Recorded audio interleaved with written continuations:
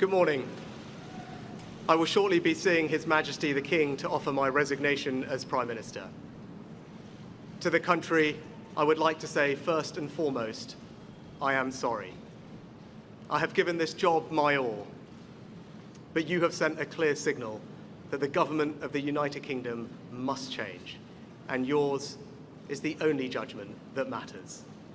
I have heard your anger, your disappointment, and I take responsibility for this loss.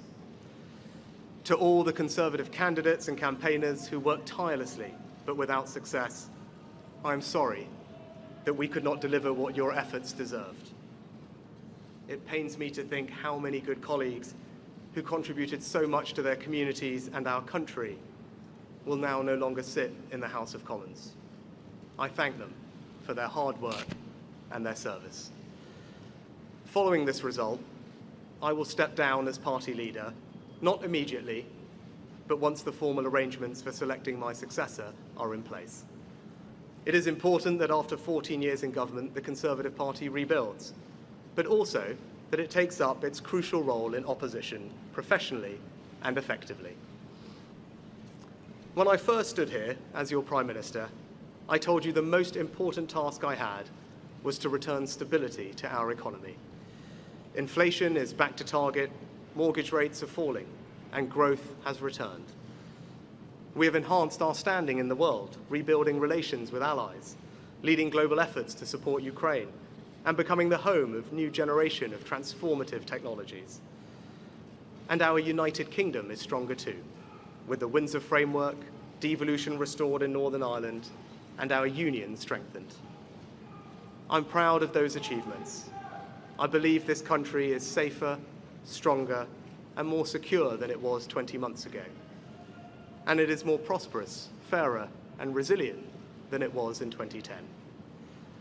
Whilst he has been my political opponent, Sir Keir Starmer will shortly become our Prime Minister.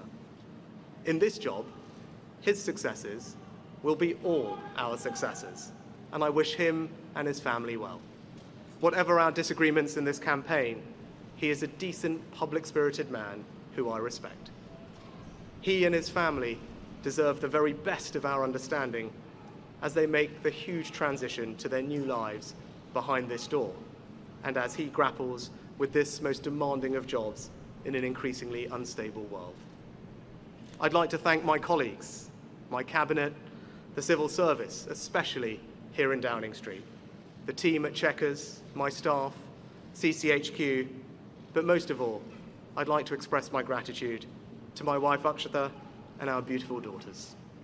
I can never thank them enough for the sacrifices they have made so that I might serve our country.